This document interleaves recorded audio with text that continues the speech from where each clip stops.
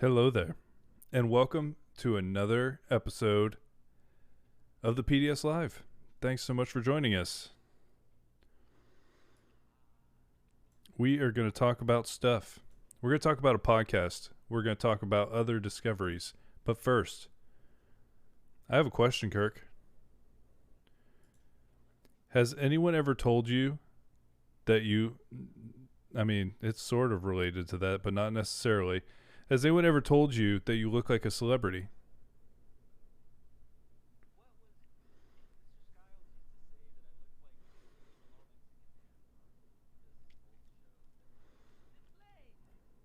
Okay. First of all, I know the reference. I got to find the guy because that is not that is not a flattering that's not a flattering thing that he's saying to you.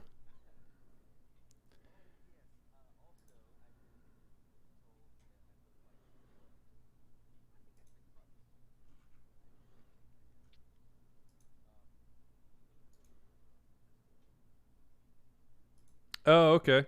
Yeah, I could see that. Um Nice. That's a fantastic one.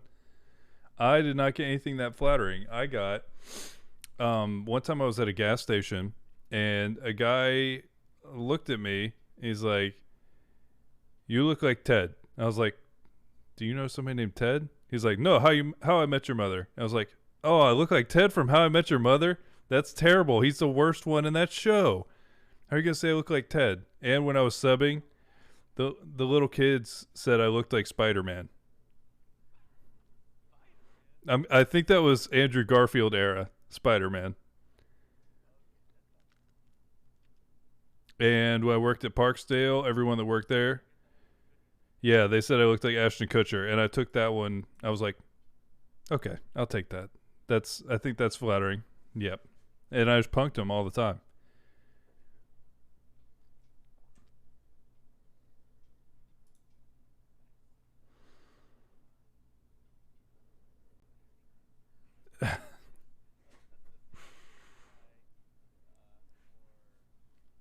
The Prison Break guy? I mean, that's just like a normal guy though, the Prison Break guy.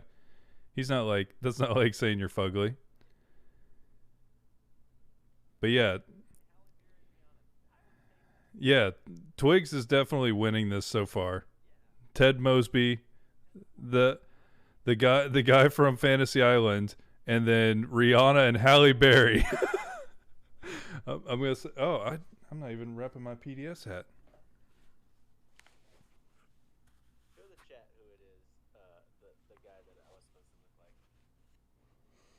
I need it. I don't know his name. I could just put Zaplane, and that's probably gonna do it. Hey, Braven.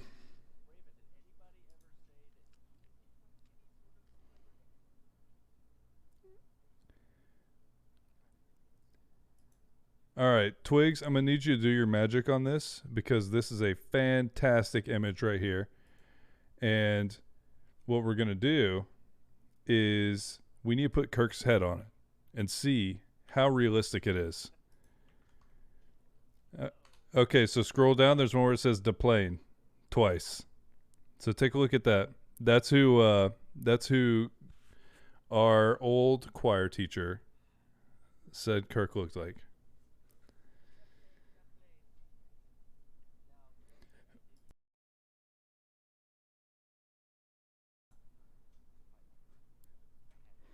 And you can't tell on video, but he is that tall.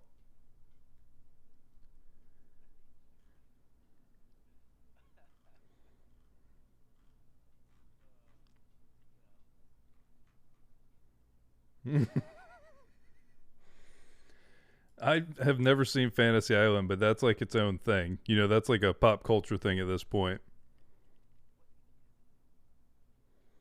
It's some weird 80s show of literally like there's like this weird island. It's not really Gilligan's not there.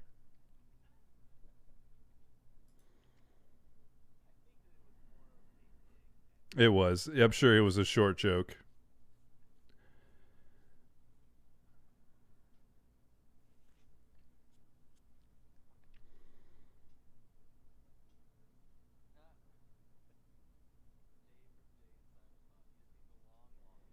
Yeah, I do. I need it longer. Yep. Well, there's a new one. There's a new one for me. We weren't really asking for submissions, but thank you, Braven.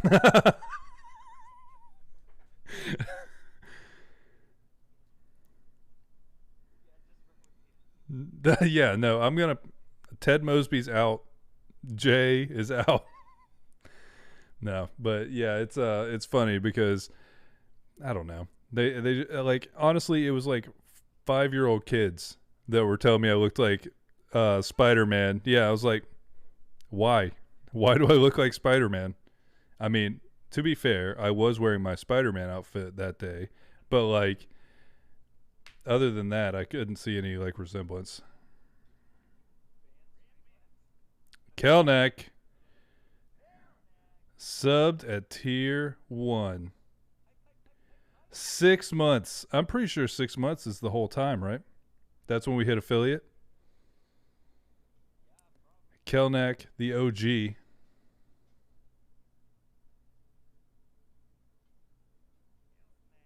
Kelneck, question time. Has anyone ever said that you looked like a celebrity? So far, we have Kirk from Fantasy Island.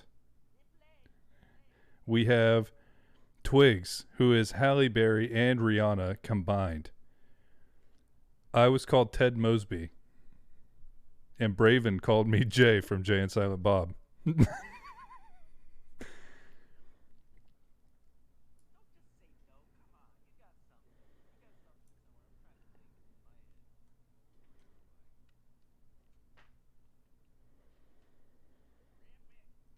Kelneck with the gift sub to Braven.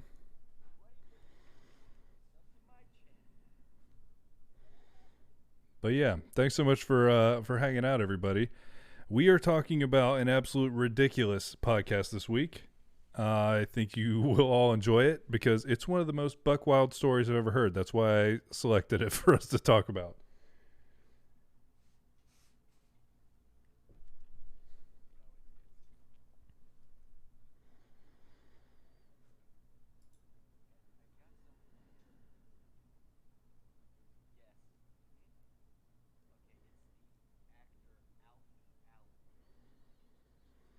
Theon? Oh, it's yeah. I was about to say it's Theon, right? And isn't that Lily Allen's brother? She's a singer. I think it might be. I think it might be. Yep, it is.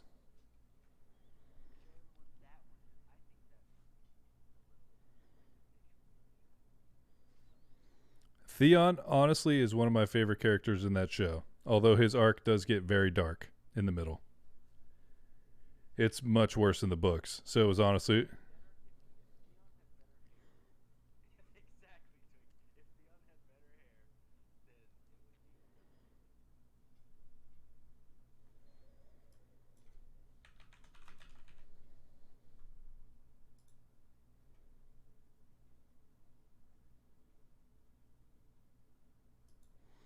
all right.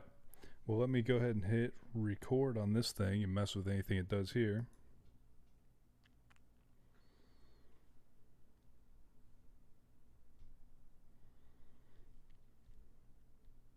Why is it just working this time?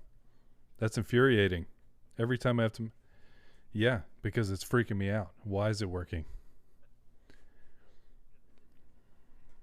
Mm hmm.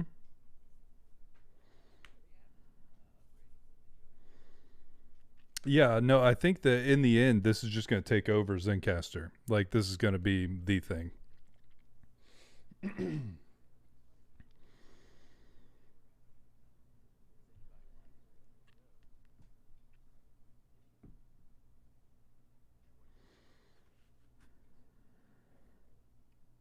We've been there.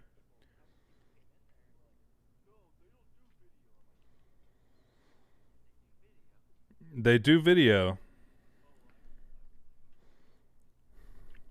Where were you that there were people were just freaking out on you without having any kind of information? Okay. Honestly, that's a great way to describe Facebook. People freaking out on you without any information. Facebook. Yeah. Yep. That's Facebook for you. But yeah, no, we had to go through a lot of iterations to find a way so that you could see us both with synced audio was the main ticket.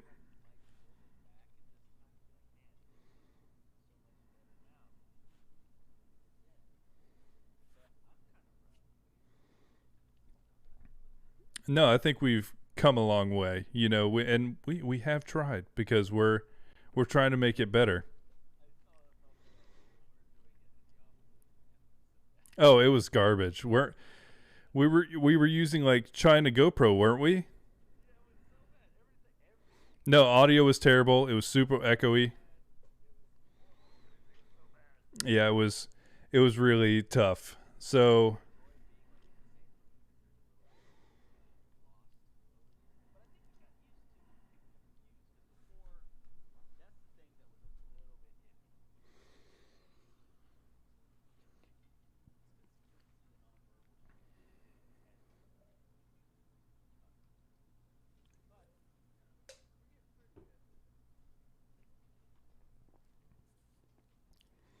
better at least.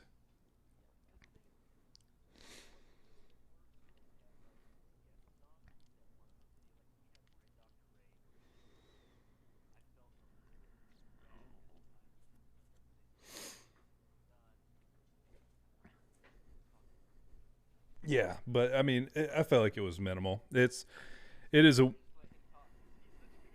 Yeah, I was more just like I'm gonna get out of the way of this. I'm gonna just let this happen.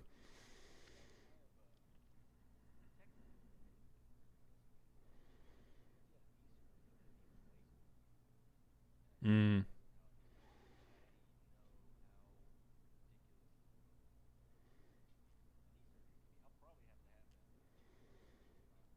I try not to think about that.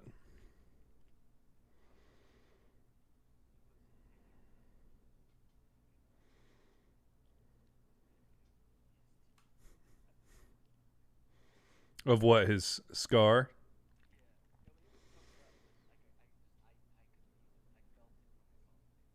Mm.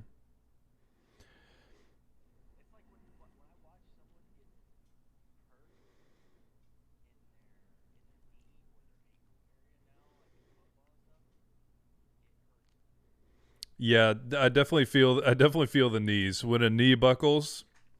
It's like I'm not a fan of watching that. Yeah, you can see it pop out. Yeah. Mm-hmm. It's not good. If you want to see a really good one, Paul George snapped his leg in half. It was one of the worst ones I've seen in recent memory. He was playing basketball and just his knee went the other direction than it should have gone. Mm-hmm.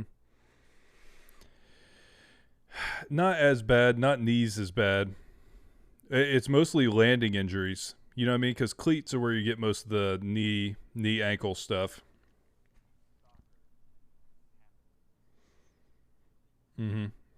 No, I wasn't even. I was actually no. I was at practice. I was wearing cleats. Yep.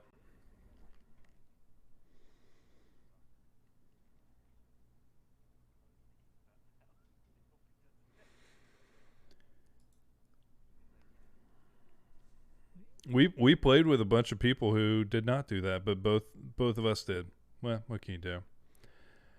But yeah, I'm gonna throw up the the recording button. Thanks so much for hanging out, everybody. We really appreciate it. You are part of why we enjoy doing this so much on Twitch now, because we get to talk to all of you, and we really appreciate you guys hanging out. But yeah, get ready to hear a wild story about a man in a different time.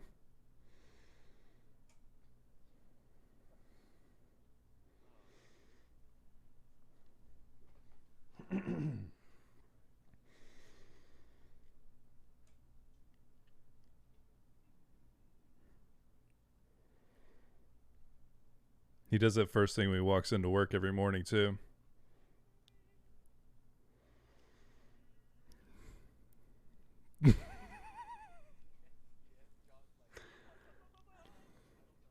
This is a weird story that you've created. I didn't take it there. I don't know. I don't know how you could possibly put that on me. I don't know about that.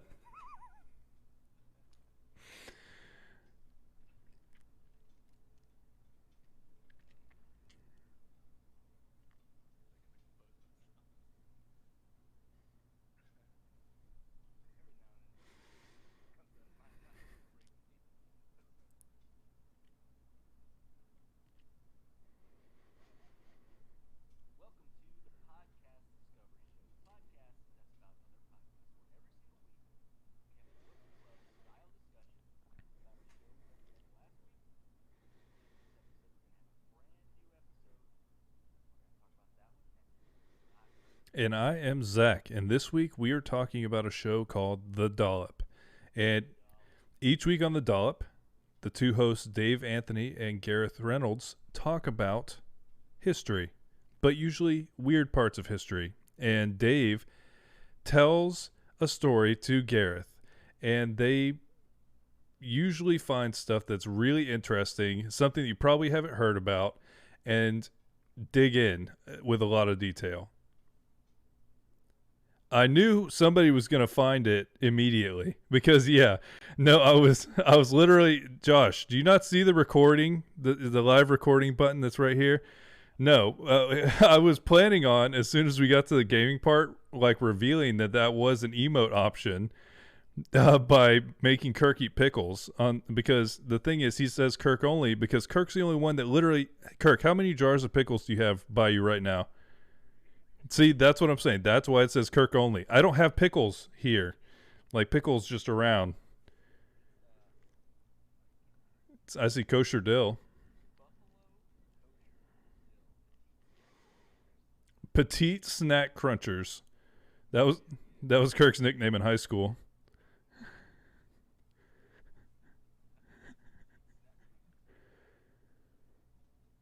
But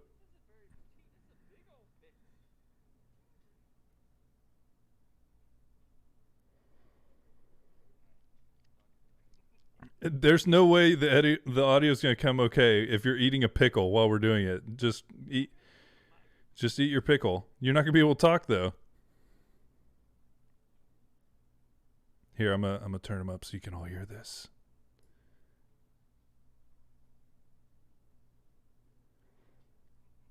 Yes, there is a cooldown.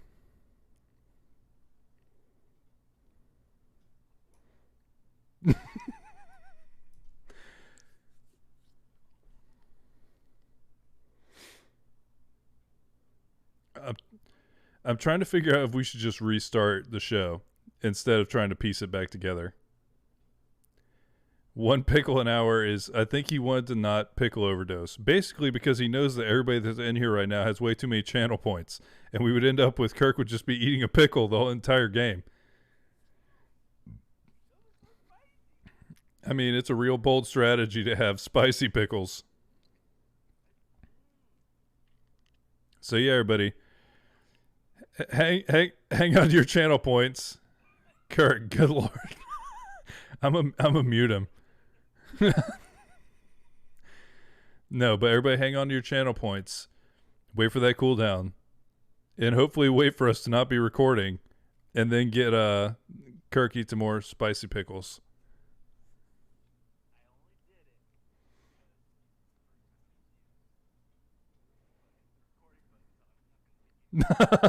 So wait.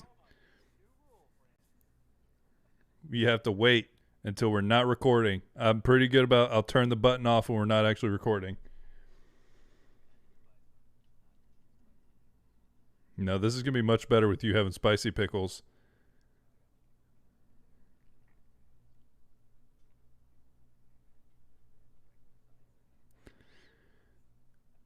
Do you ever just eat a pickle and then two pickled beets at the same time? Okay. Just curious. All right. Yeah, we're just going to take that again from the top because there was a lot of pickle noises and coughing and general giggling throughout.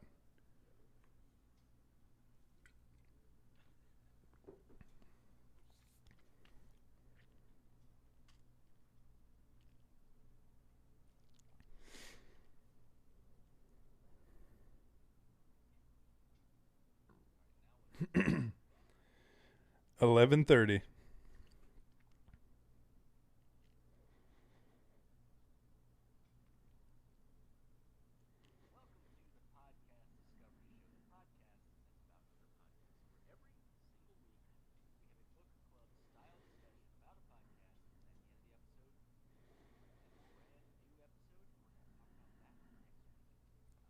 And I am Zach, and this week we are talking about a show called The Dollop, where each week they talk about a weird moment from history. Comedians Dave Anthony and Gareth Reynolds will talk to each other about this, and usually Dave brings a story and tells it to Gareth, and it's hilarious. He just has to react, and boy, is there a lot to react to with the episode we are talking about today. It is called Zooman Side DeVry, and this is just I had heard about the Dollop a lot. It's a very popular show. People really enjoy it, but I'd never found one. I'd tried it before. Even there was never one that like really clicked with me. But I heard this episode and I was like, okay, we must talk about this story specifically. Kirk, what'd you think?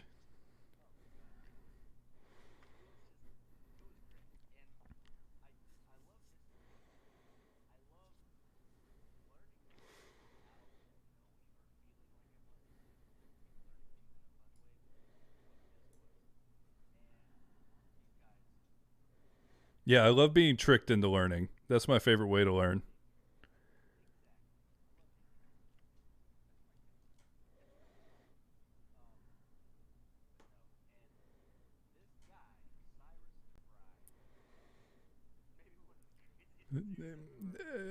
Yeah, I've never really heard of anything like this. So they go into the whole story of Cy DeVry, who is late 1800s, just a guy, and decides one day that he's going to take care of animals.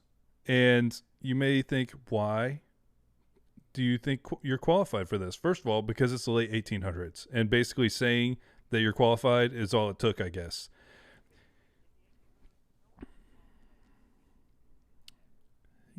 Yeah, and it was wild. But his main, like, I guess, point of here's why I'm good at is because he was a bullwhacker for a really long time as a child. Yeah, there's a seriously this show is really funny, and them go like bullwhacker is apparently like a stagecoach, but not with a horse. You know, so it's like bulls instead. They call them bullwhackers, but they had some fun with the term bullwhacker, as you can imagine.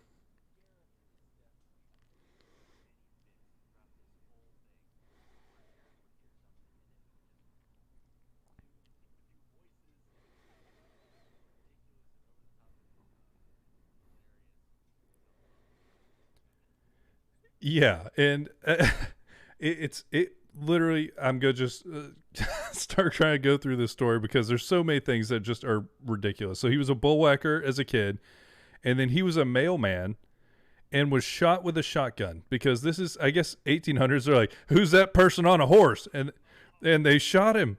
They shot him, and they thought he was gonna die, but he didn't. And that will be a recurring theme for Cy DeVry. He refuses to die. Who knows why?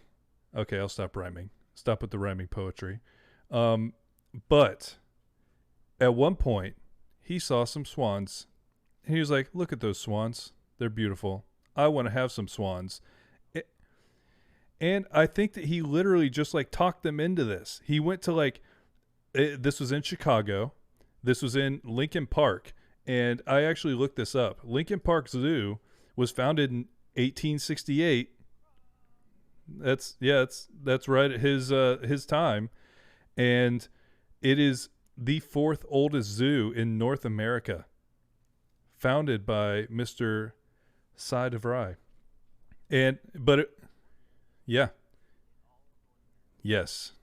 And he did this because he saw some swans one time and then wanted to set up what they called a menagerie.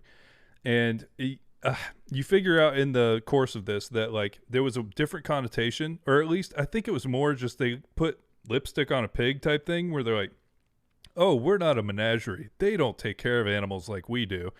But there became like this like connotation for menagerie. Yeah, of like menagerie is like, oh, they just have a bear in a cage. We have a bear in a cage, but we also have guinea pigs over here. It like they literally yeah, it's there's so many things about this that are so old timey and ridiculous that it blows your mind the whole time. They had squirrels, they had guinea pigs, they had apparently getting your first monkey was a huge moment because no, it was an elephant. Yeah, because yeah, but yeah, so brought in a couple of guinea pigs. Yeah,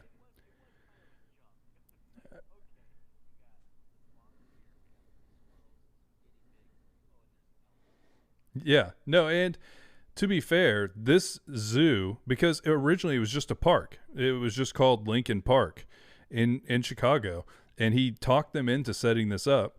He got it all set up, and now it's still a huge zoo. It also is one of the only zoos where you can go for free.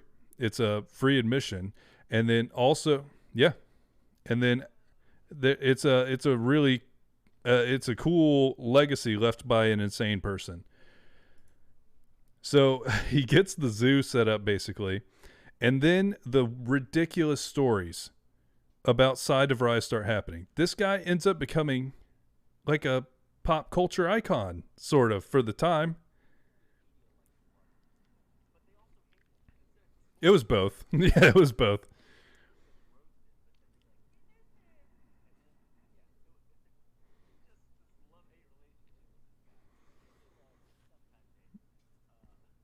No, and I think there was a morbid curiosity there.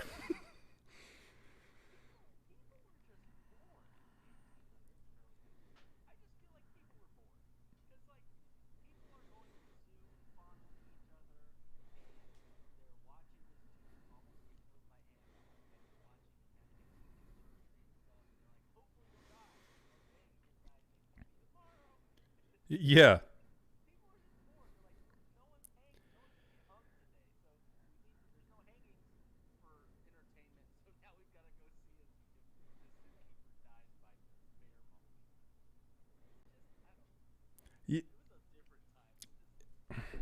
There's a lot of that throughout this episode where it's funny because it's so ludicrous in like today's current like lens, to even look back on this time, because at one point they're like, a lot of this is based off of newspapers. A lot of the facts they're bringing is based off newspapers because he was so famous and he started getting famous.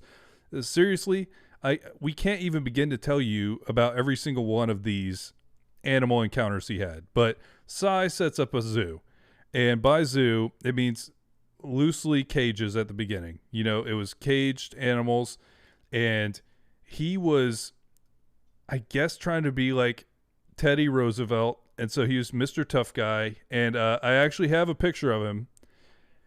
The very famous pictures of him with him snuggling a tiger, or yeah, I guess it's a tiger. It kind of looks like a lion, but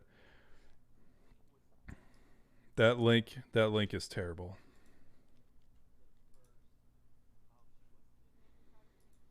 Yeah, no, that's literally what this is called. There's a narratively article that I think they also mentioned in the dollop that is literally Smoke Inside of Rye was the original Tiger King. So take a look at this, and that top picture is literally him just hanging out with the tiger. But you get an idea of what he looked like. Apparently, he always had a cigar in his mouth, huge mustache, hat. Yeah, it pretty much is Joe Exotic, but like dapper, old timey, masculine man, Joe Exotic.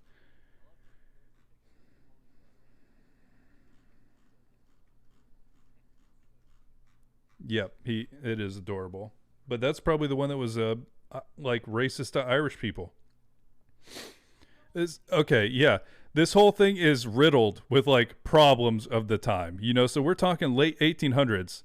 Yeah, no, they at one point he kept going at women who would write to him about stuff, but we'll get. Yeah.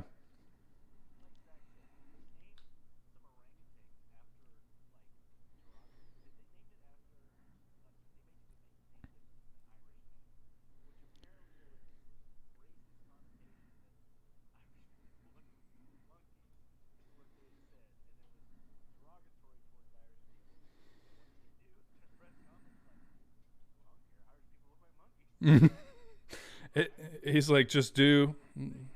He's like, th- uh,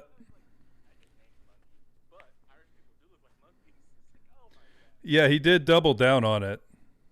Yeah, when he could have just backed off. But yeah, so he sets up essentially what is more zoo like as he was doing this. So he started building out enclosures and spaces for them to be there, but all the while this guy was getting into ridiculous like media spectacles. So his first thing, they got him like famous and people figured out like, oh, we got a wild card here, was they called it the Battle of the Elks. Literally, like I think they called this, that was the title on like the newspaper. And back then that was like the internet. That was the thing. It was just the newspaper. That's all there was.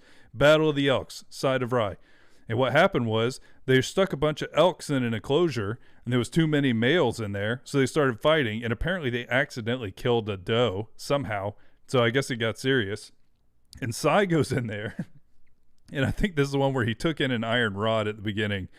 But then he's like, the elks saw him and immediately both like changed their mind and went for him. And he's left. He's like, nope, we're going to redo this. But he ends up grabbing him and he literally goes in there and starts like just grabbing him. His move is he goes into the cage, he lassos him with a rope, and then like I guess hog ties him, like holds him down and everything so he can do his zoo work, because at some point yeah. And I mean, it worked technically, but yeah, so that was his first thing is he just gets in the cage with these rampaging elks. And then it just keeps happening. And also around this time, he wanted to differentiate from the menagerie. So he was like, this is a scientific establishment. We dissect every single animal that dies here. And it's like, that is not scientific, man. That's gross. It's terrible, like what you're saying. That's the thing is you get a really conflicted feeling listening to this episode because some of it's horrifying, like animal rights, misogyny, like racism, all of it's horrifying, but it's so insane it doesn't seem like reality. And it's like funny because it's what is happening this whole time.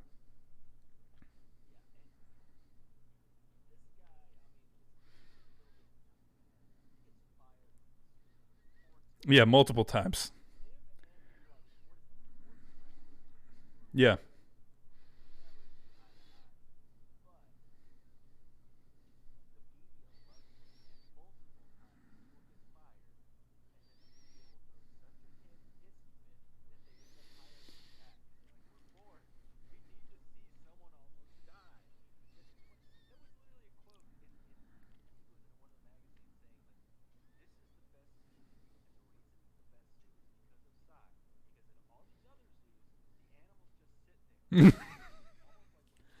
They almost there's animaling around.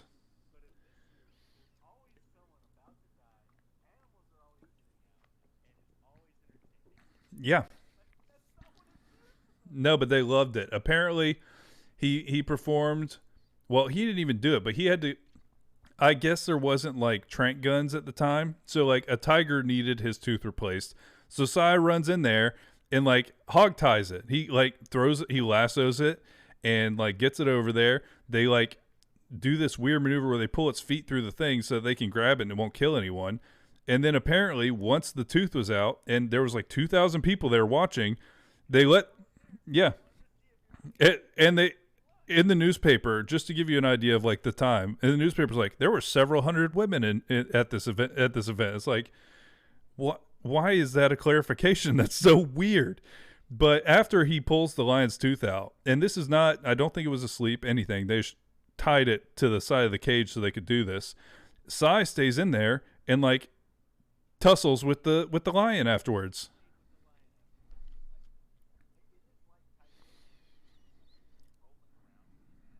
Yeah. Yeah. So yeah, that is, well, it's clearly the stupidest one out of all of the stupid things that happened. Seriously, no, like the ostrich is stupid in a different way. He wasn't personally in danger. This is more like I'm a scientist, stupid.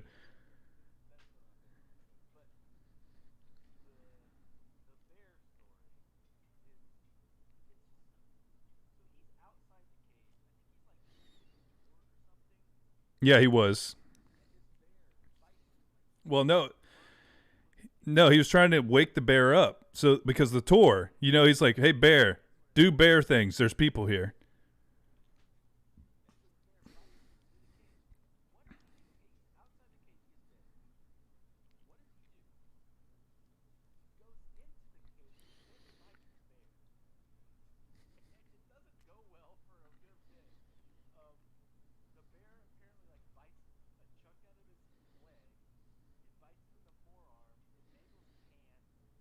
Yeah, I think he lost part of his finger because of this.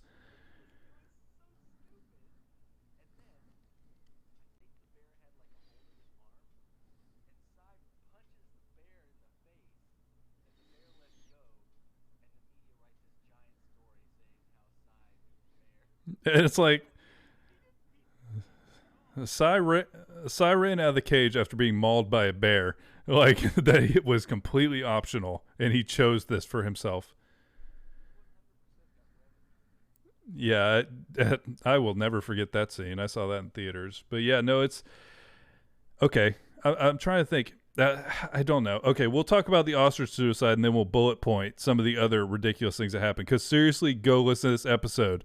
Go listen to this episode. It is a nonstop crazy ride of like what is happening. So there was an ostrich, and there was a really tall bridge nearby. Apparently, the ostrich gets out. They chase the ostrich, and the ostrich, I think, and this is kind of like a sad story, honestly. They chase the ostrich around until it gets scared and it jumps off a bridge and drown. And it was apparently a really tall bridge. It was apparently known as the suicide bridge. Yeah, yeah, and so this happened to an ostrich that was inside of Rye's care, and I guess because it's no, it's surreal funny, where it's like it makes no sense. But this happens, and Sai puts a piece in the paper saying that the ostrich committed suicide because the ostrich was sad because it lost its mate 4 months ago, and it's like, how insane is everyone here? What is happening in the world at this time? This is Chicago. This is like a huge city, like hugely prominent always through like this the country's history, and that's what was happening here. Is people were writing obituaries for an ostrich on like why it committed suicide out of sadness. Yeah, but so okay, after the ostrich suicide, he was fired again. He shot himself in the head and did not die. No, I think he tried to commit suicide because of the bear attack. Or no, was that a lion? He got bit in the hand very badly. I think it might have been a lion that time. I yeah.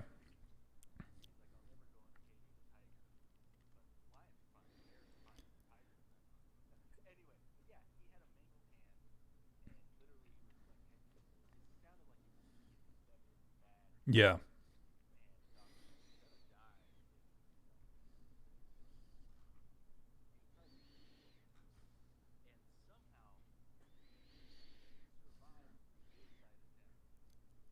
And his hand recovers. He's fine.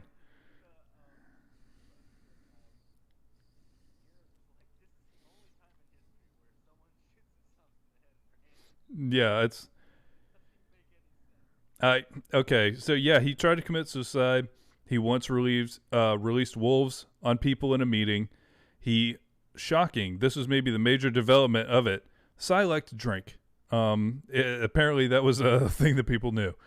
At one point, a world famous boxer came to him and wanted to buy some elks, or no, buy some lions to train with, because that's how you do things in the late 1800s. Is you fight a lion and then you can definitely fight a guy, right? Makes sense. But he couldn't make the meeting because he was knocked insensible by three elks. He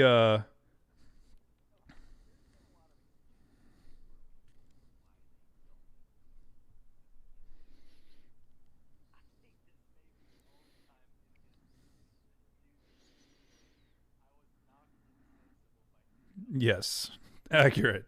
Yeah, so basically his entire premise is if something was wrong with the animals, he would get in there and start punching them until it fixed itself. I like and so he broke up hyena fights, lion fights. There was apes.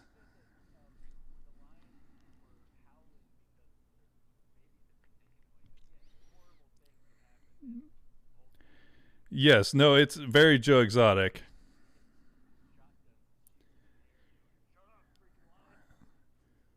No, and then one of the lions like mauled somebody, and they're like, "Oh, how could this happen?" It's like, "Oh, how did this happen? Weird." Maybe my favorite part of Psy's whole thing, because it's like less just completely damaging, but it actually is what ends up getting him in trouble for the last time, is what they called mashers. So apparently, this was so pervasive.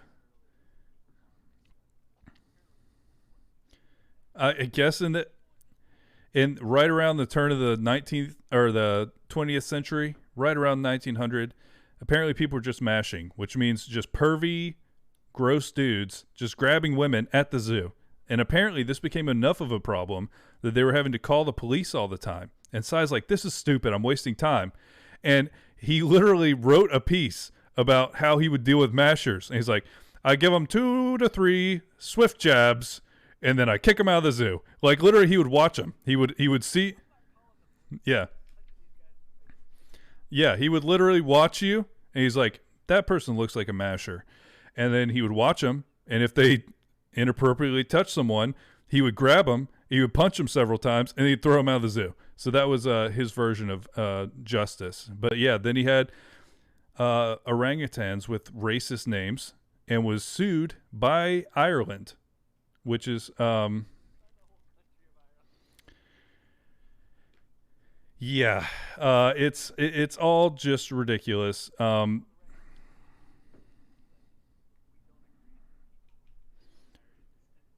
No, I don't agree with any of the premises that Cy DeVry had in general. I think I could say that hardline stance. I don't think there's anything I agree with this guy on in the world, but it is a ridiculous moment in time. And this show really highlights the crazy, like, the crazy elements here, because you have the start of civilization. You have print media, you have all of these things that are going to start to get the wheels turning on progress and things like that, but it hasn't happened yet. And so you get this weird moment where you have a guy that's doing things that would be horrifying in the current context, but it was just kind of celebrated there.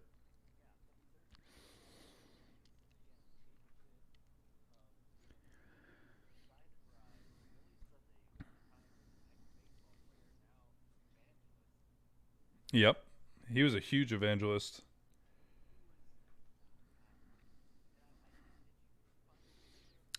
I don't know where they had this picture. I'll look real quick.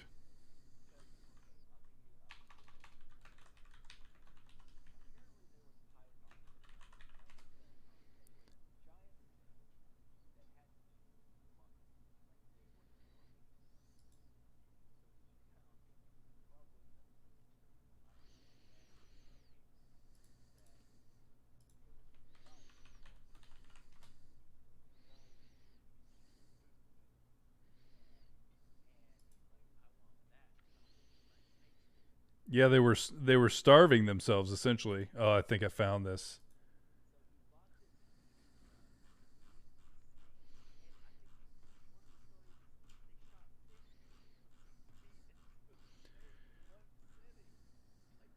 Oh God, yeah, that's it's pretty messed up looking. I'll throw the link in here for everybody who wants to look at it. It's not actually disturbing, but it's page 15 of this document, and yeah, it's essentially like 12 guys holding a snake, and there's just like a crank at the end, and Billy Sunday is just there ready to crank 50 pounds of meat down to anaconda that's not eating.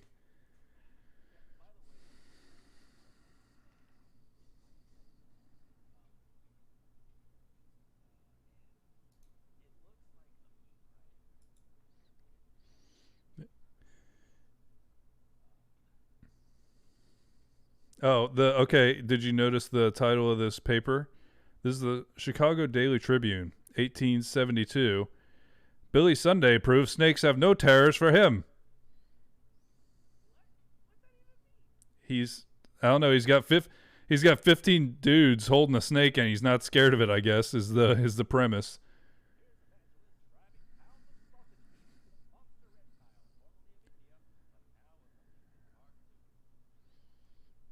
Driving pounds of sausage meat. It's all terrible. But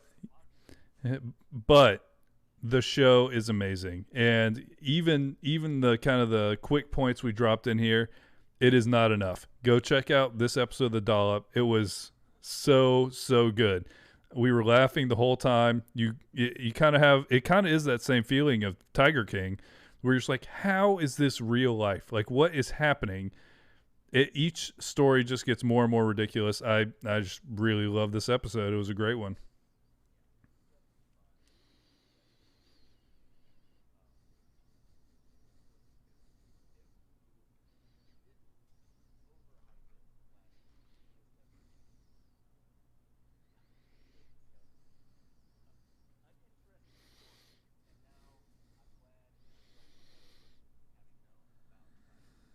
I'm a different person.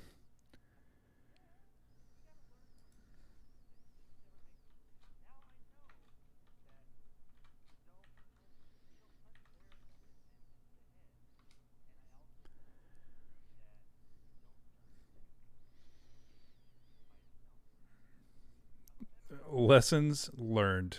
Yeah, now you know.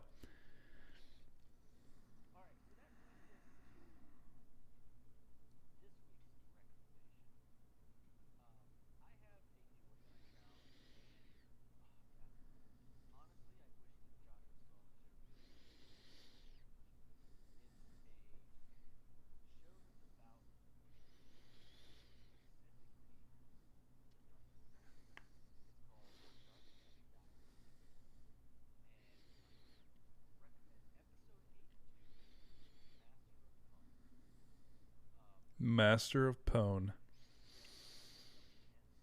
Of course it is.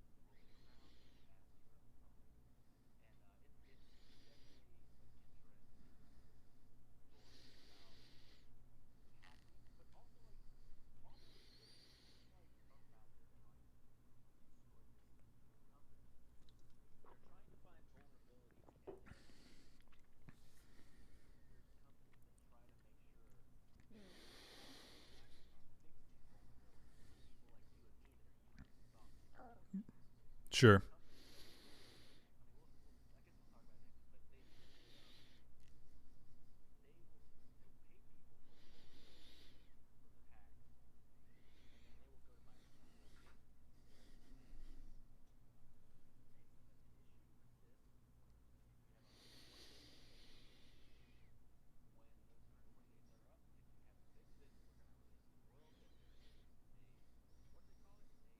Vulnerability.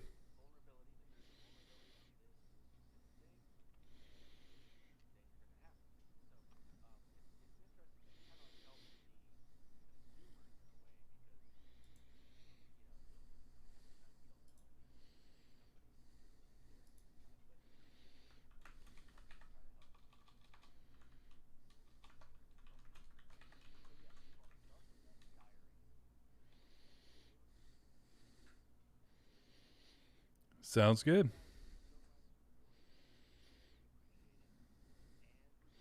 There's always more to discover. Okay. First one done. Laura, thanks for hopping in. Nice to see you. Yeah, it's Darknet Diaries. So, for anybody who hasn't heard the question of the week, have you ever been compared to a celebrity? Has anyone ever said you looked like a celebrity? I am going to take a quick restroom break. Kirk, are you good? Yeah, I mean Seth Rogen. Seth Rogen makes perfect sense, especially like Knocked Up era Seth Rogen and you in college. I could. He literally had the shirt from the cover of Knocked Up. They looked like the same person.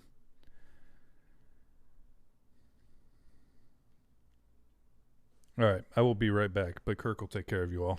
Thanks for hanging out, everybody. We appreciate it.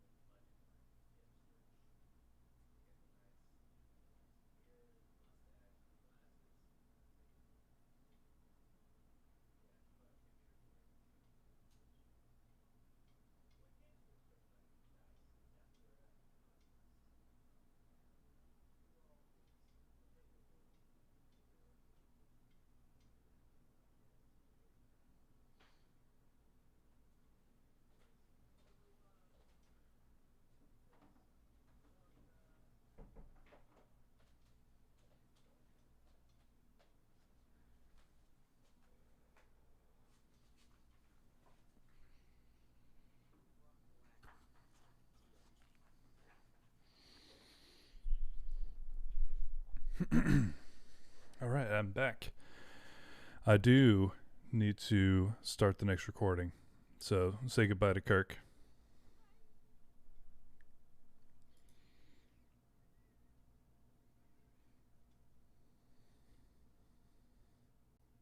He's back, but his camera's in a different position now.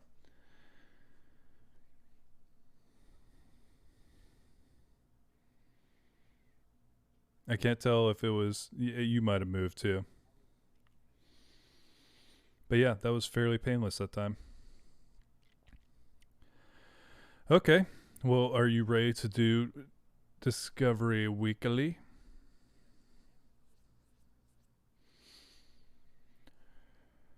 Okay, I'm going to go ahead and start recording here.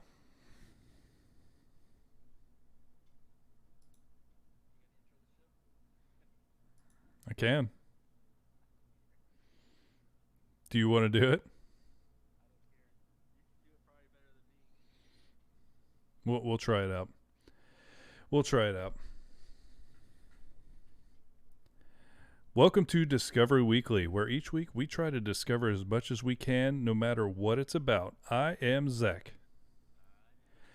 And I feel like it's always something nice, but I try to every once in a while look up things that I can do to de-stress in a way. I feel like in general we've had a lot more time where we're like isolated and it should be relaxing, but it's not.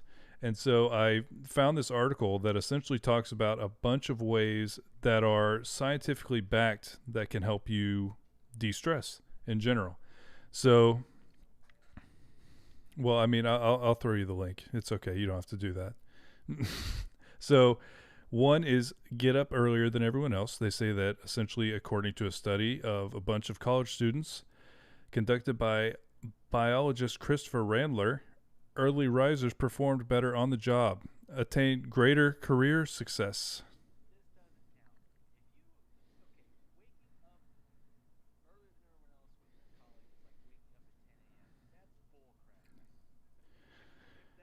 No, it's by contrast. No, it's the contrast.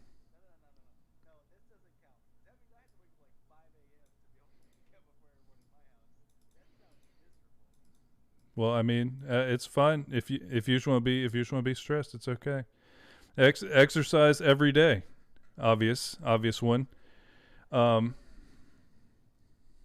yeah, no, it's something that literally it naturally will do it, and it's a physical thing that happens in your body.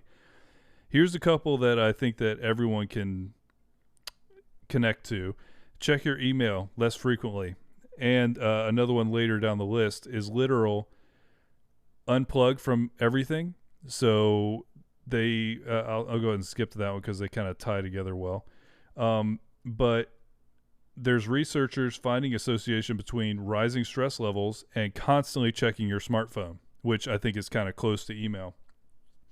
Although I do think you get a little bit of the work life balance thing on the email one, so kind of separate out what you need to so that you can relax for a little bit. But essentially disconnecting from your smartphone and not checking it all the time is at first going to make you like feel stressed out, but then once you get past it, it's gonna really help you out. um, Mental contrasting is apparently not just positive thinking, it's more trying to okay, she has a tool called Whoop, which is wish, outcome, obstacle, plan. So basically, imagine your wish coming true for a few minutes, then imagine the main obstacle standing in the way, and then envision the action you would take if such a barrier were to present itself. So instead of just blind optimism, a way to look at things more engaged that will help you do that. And then here's a dietary one: consume more omega-3 fatty acids. So things like flaxseed, chia seed, and fish reduce inflammation, which I think is a lot of what causes stress. Yeah, or you can eat algae. Yeah, algae supplements. Mindfulness, we've talked about this one a lot. So meditation, anything like that, breathing exercises, things that help you be in a moment and not worried about something else. Here's a fun one: hug someone every day. A recent Carnegie Mellon University study found that the social support afforded by frequent hugging protects people from stress-induced infections. Make new friends and get more sleep. So a lot of these are kind of make sense, but it's nice to try and pepper in a couple of these if you're feeling stressed. There's some biological things you can do to try and help yourself.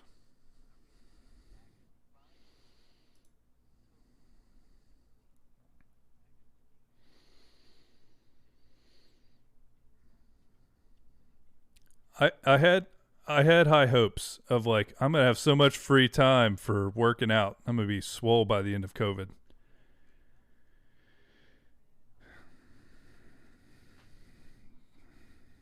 The year of cultivating mess.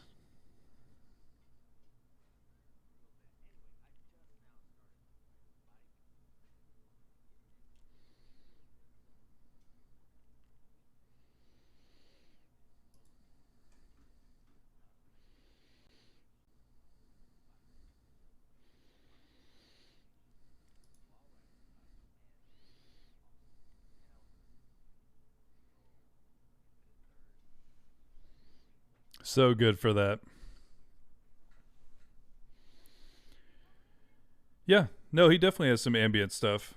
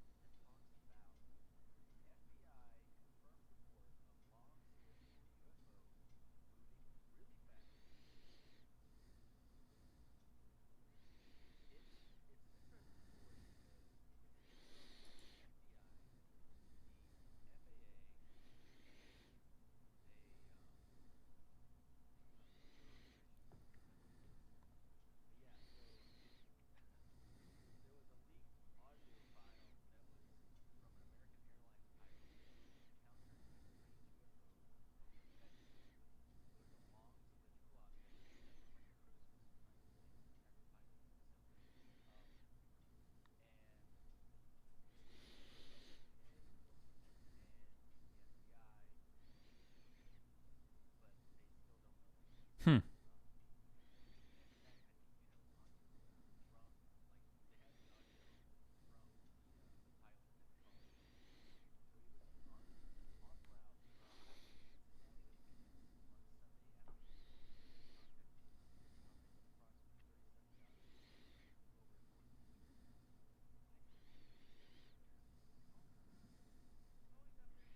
It is.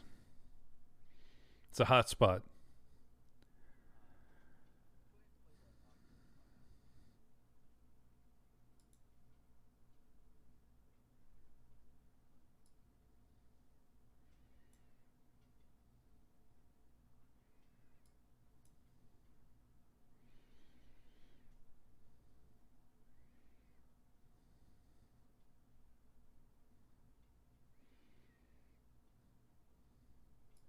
So yeah, that's it. But it basically just kind of confirms what you're saying of this was recognized by pilots and there's literal evidence of they at least saw something.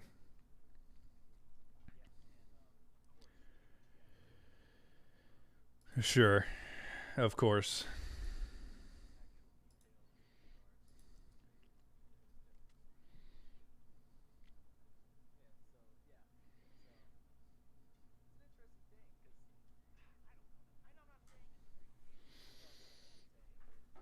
I hope it's an alien.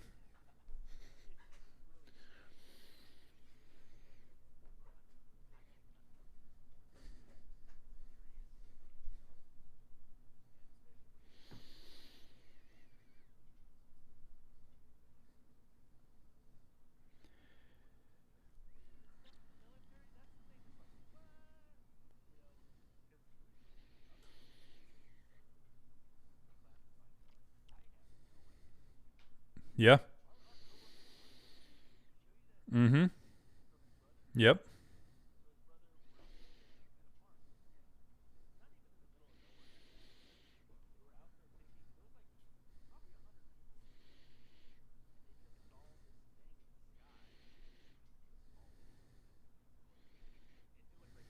Yes. Terrible, terrible camera work. Blurry alien ship in the sky.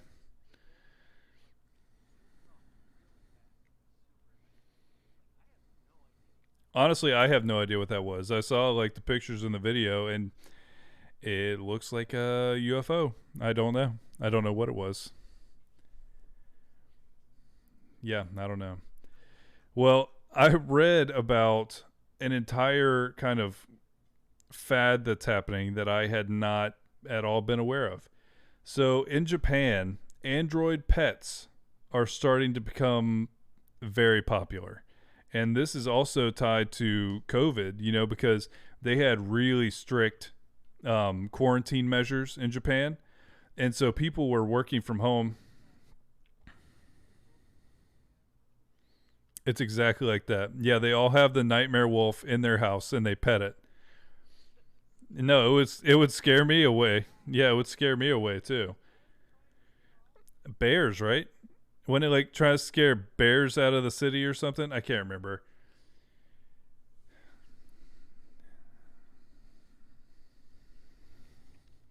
No, they're pets though, because essentially they're all cute. But basically, smart home assistants like Alexa or any of the Google smart home stuff has started to take off. But in Japan, they're getting really, really high demand for things that are more human or more like cute looking. So, one person, I've yes, I felt my circle become very small. And so she was basically saying that like she had been remote completely since April, and so she was feeling like I'm stuck here. Um, but then she got Charlie, a mug-sized robot with a round head, a red nose, and a flashing bow tie, who converses with its owner in song. So it's essentially an Alexa, but it just sings to you.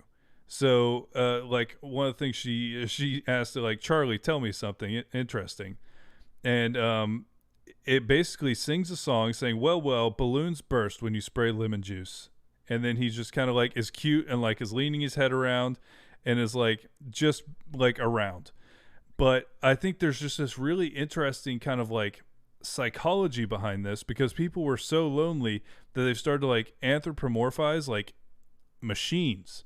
But not only is that happening, but all of the companies doing this say that it's a great business move right now because it's all just getting more and more like popular.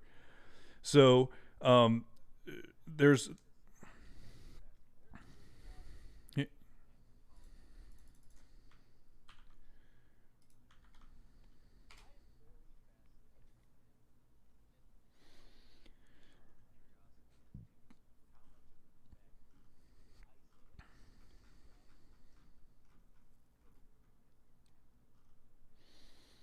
yeah, no,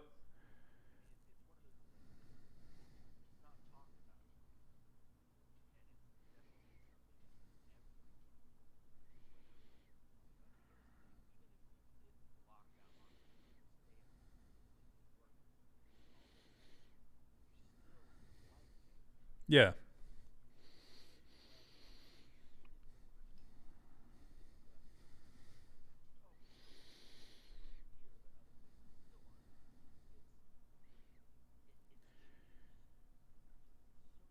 yeah, it disrupted everybody's status quo big time.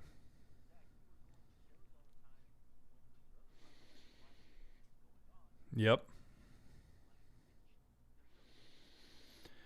Yeah. No, and I definitely felt that. You know what I mean? Because like, yeah, like you said, I was that was like a quite a while where I was going to shows like every weekend and like meeting people and recording, and then it just all stopped. You know, and so you kind of have to come to terms with it a little bit.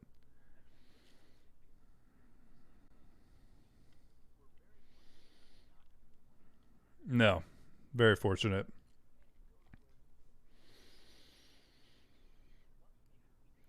Yeah, and it was basically yeah, there was a little bit here where they were yeah.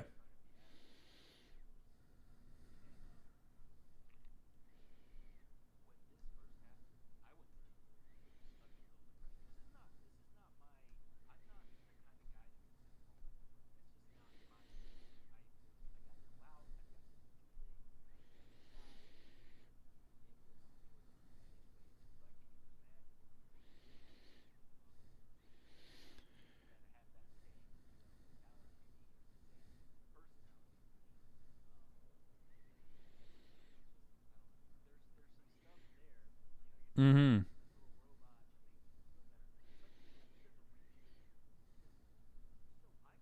Yeah, no. They do. Yeah, no, they do. And it really does tell you something about humanity, I guess, that we need that like connection with people, and when you're deprived of it, it can really have like effects.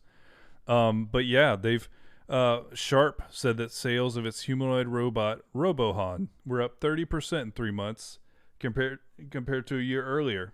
Apparently, not only are families with children, but seniors in their 60s and 70s are snapping up Robohan, which talks, dances, and is also a working phone. So that's what I'm saying is they found ways to like incorporate cuteness into like technology. Um, let's see. Oh, okay. But this one that they're talking about, Robohan, is literally priced between $820 and $2,200. But yeah, so Charlie and Robohan are part of a new wave of robot companions pioneered by firms such as Sony with its robot dog Aibo, on sale since 1999, and SoftBank's Friendly Pepper, which hit shelves in 2015. But Robohan, I think, yeah, that's Robohan down at the bottom. Yep. And basically, apparently, there's kind of this cultural thing in Japan, but many Japanese people accept the idea that every object has a soul. So they are more like able to connect to this. And there's also like this cultural thing going on where they grew up watching anime and they robot characters are apparently very popular in like children's shows. And so it just really kind of made sense to them. But studies have also shown that therapeutic robot pets designed in Japan, such as a fluffy mechanical seals, can bring comfort to dementia patients. There's one that's the size of a small toddler with huge eyes and penguin like wings that flutter up and down. But essentially, I think that one, it just wants to be pet. It has 50 sensors and an internal heating system, making it warm when you touch it, which would be so weird, like Uncanny Valley weird. But when you pet it, it squeaks. Like it squeaks all happy, makes happy noises and like flaps its wings around. Yeah, you could do that. That is an option. But that one is literally $2,800 plus fees for maintenance and software. But there's also a cafe in Tokyo that just has a bunch of them. You know, it just has a bunch of these little, yeah, but a bunch of toddler-sized robots that giggle when you pet them. Yeah, I don't know, but yeah, in the end, they really think that this is. I think there's some culture stuff going on here. I think there's some like psychology and everything like that. But in the end, there's a craze in Japan kind of building where people like their Amazon Alexa to be cuter and to be like a cute little robot thing on their shelf.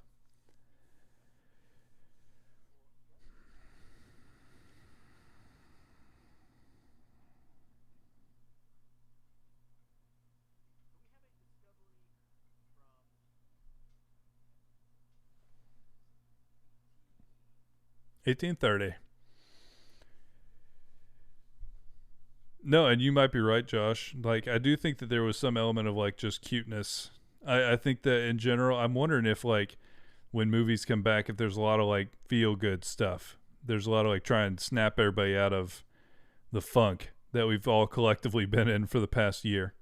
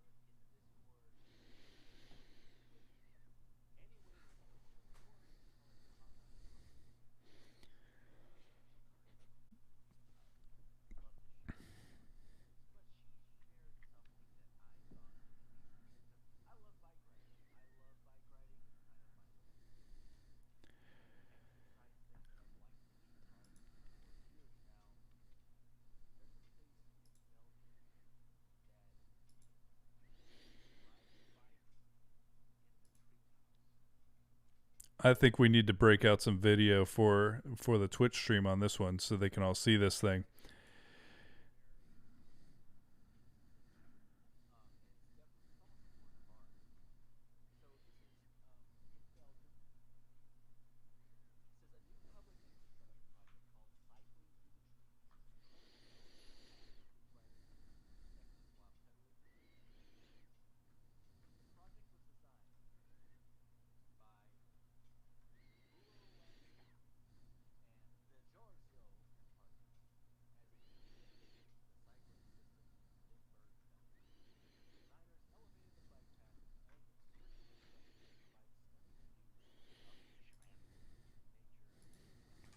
So aggressive on these words.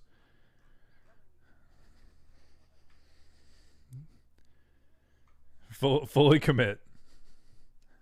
Full send of that word.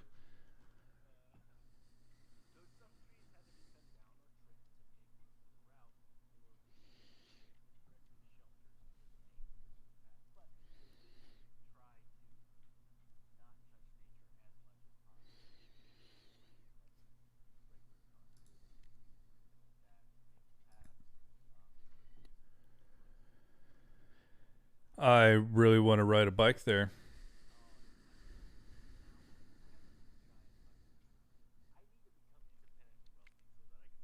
Same.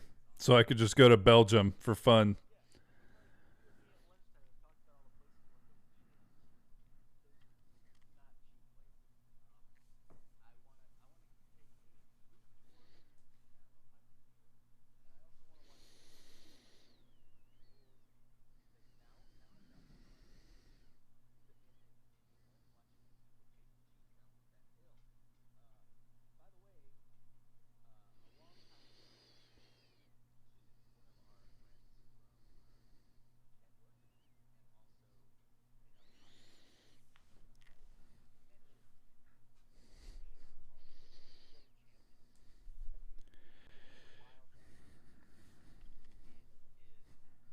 Really worth a watch.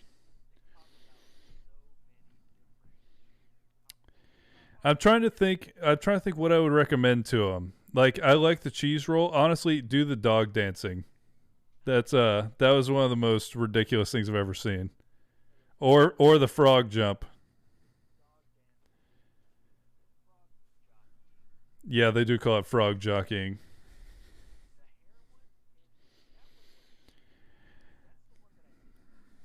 I I, I didn't know the frog one did at all.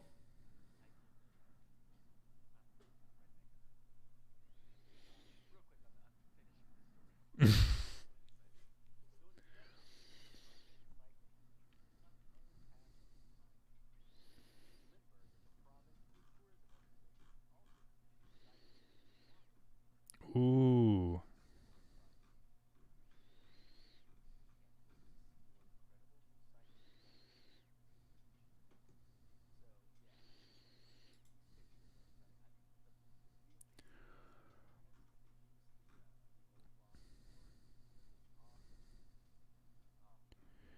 What? Did you see this cycling through the water thing? Oh my goodness. Okay, we're going back to we'll show everybody. It is crazy looking. The path is literally through a lake.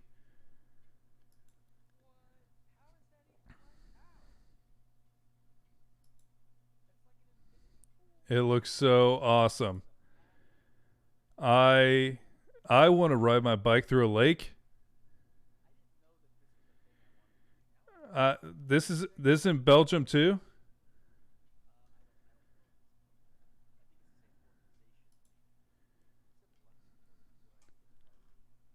All right, we're gonna back it up. Let's see if we can figure out where this is. Antwerp. No, it's Belgium, right? Brussels in Belgium. So so yeah, it's right there. That would be an amazing trip. Just go ride bikes in cool places. All right, we'll go back to our faces. But yeah, that looks amazing. I definitely want to do that one too. Shout out Twigs.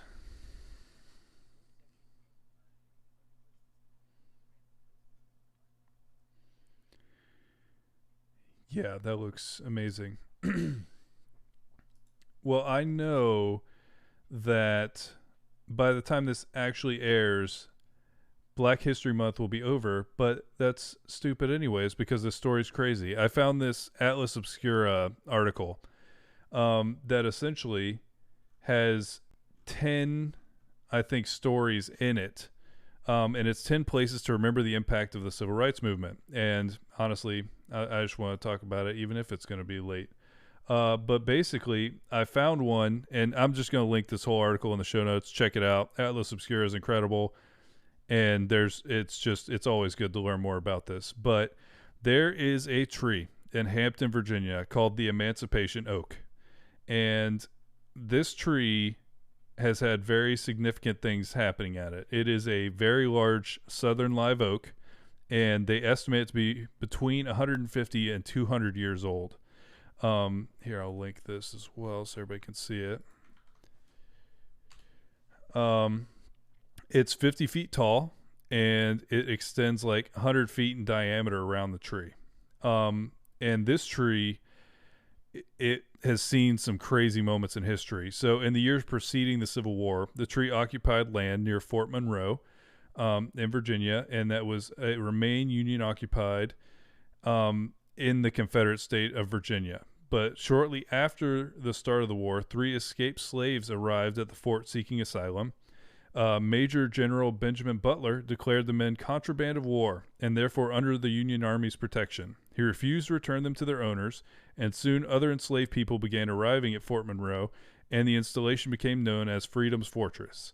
An encampment of formerly enslaved people formed around the fort's perimeter, and the area became known as the Grand Contraband Camp. So, first of all, already off to a great start. But apparently, before and during the Civil War, it was illegal to teach slaves to read and write. So, horrifying on every possible level. But there was a woman named Mary Smith Kelsey Peak, and she gathered 20 of the contraband people under this oak tree and taught them how to read and write, which is illegal. They were technically illegal even being there, and she did it. Peak was a free black woman working for the American Missionary Association, and she kept having classes under the tree until she could get like a classroom. And so this is a regular thing she did. And in 1863, a Union soldier stood under this exact tree and read the Emancipation Proclamation to all of these enslaved and free black people that were around this area. And a lot of people think that this is the first public reading of the document in the southern U.S. And that's where it got the nickname, the Emancipation Oak.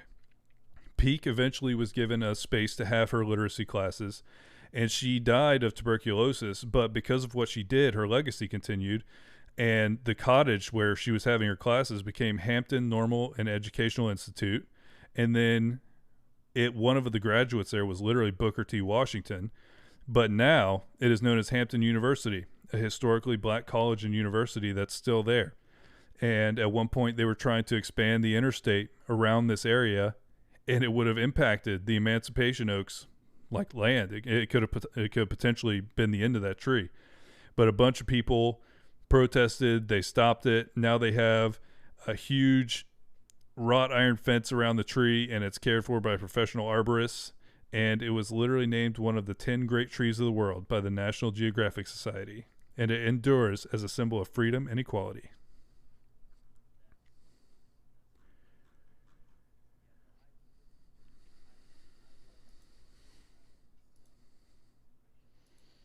Yes, I feel the same way. And so I saw this, I was like, well, that's an awesome story, and I wish I knew her name before now.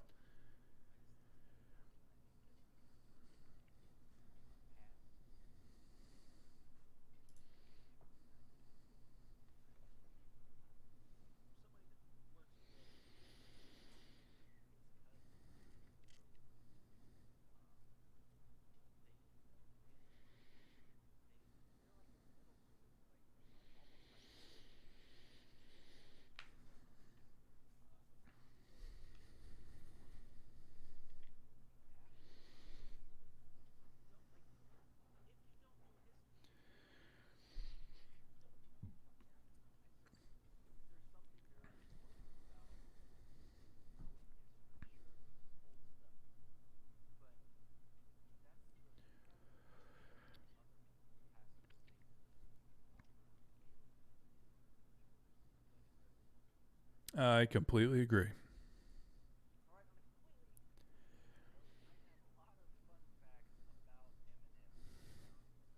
Let's go. Wait, are you a peanut M&M guy or a normal M&M guy? Yeah, I do like almond. I like kind of. I pretty much haven't had an M&M I didn't really like. I don't like the crispy ones because it's just like crunchy. I don't know if I've had a pretzel one. No, there was one that they put like like the Twix cookie. They put like a little ball of the Twix cookie in an M&M. It was nah, bleh.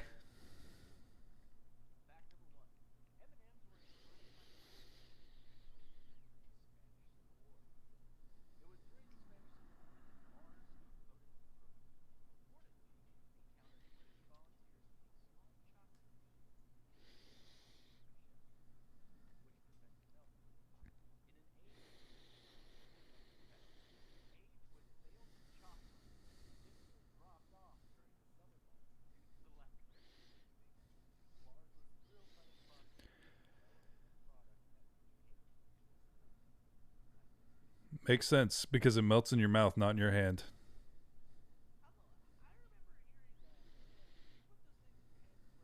They'll melt. No, but it gives you the first option. Put it in your mouth. Don't hold it in your hand.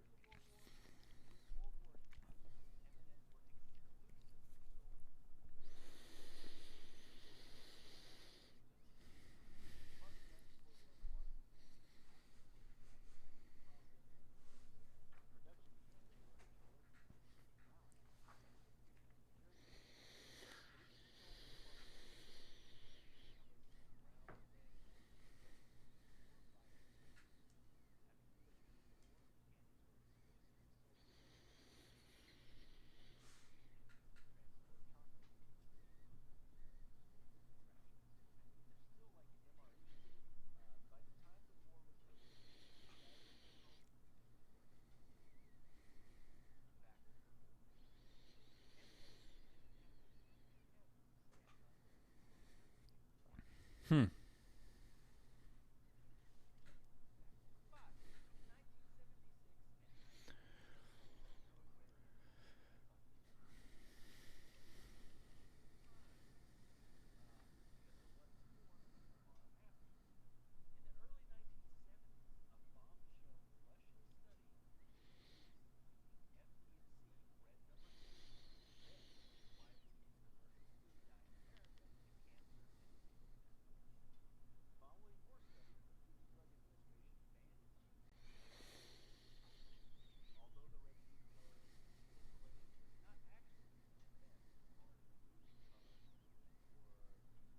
Like PR stuff? Yeah.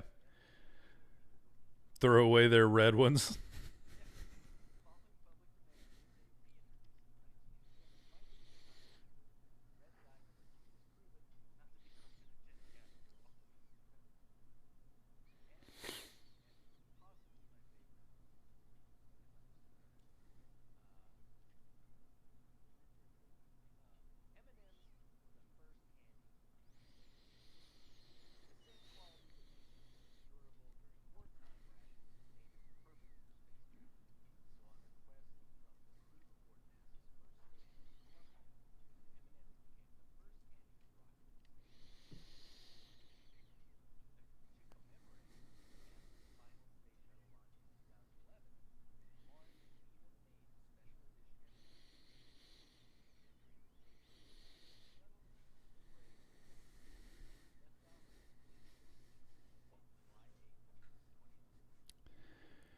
Seems unnecessary. They're just gonna eat the M&Ms. Like I don't know what.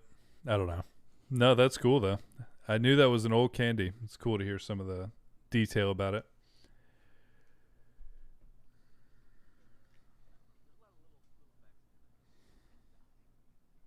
No, I kept. I remember hearing about. Was it red dye number 5? Oh, was it? Oh, I remember here. No, I'm trying to remember when we were kids. There was a thing like that going around. There was a one of the red dyes was a problem. I can't remember. Who knows? It was probably made up anyways.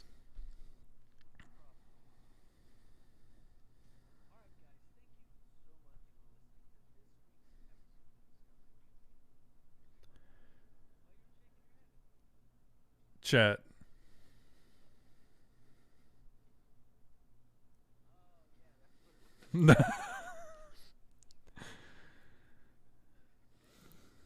I tried to keep it together, but you thought I was shaking at you. No, I just looked down and I saw that. It distracted me. Yeah, they were worried about Mountain Dew, right?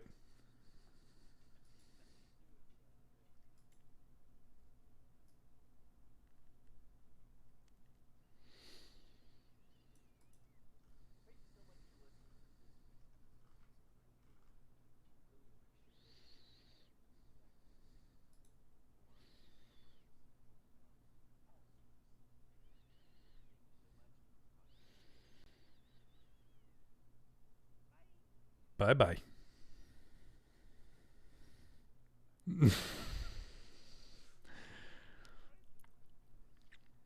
Perfect. Nailed. Stuck the landing.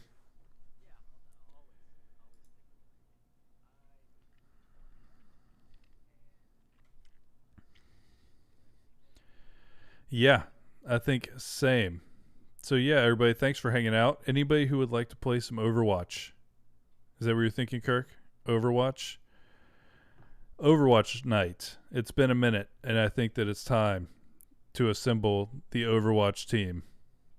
So we will be right back. We're going to get everything switched over for game time, and then we can all try and see how many pickles we can make Kirky in a short period of time.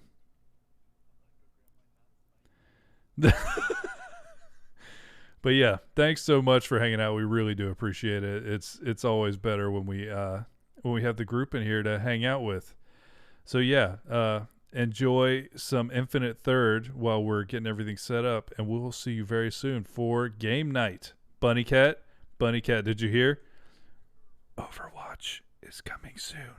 Get ready. All right, everybody. Thanks so much. We will be right back.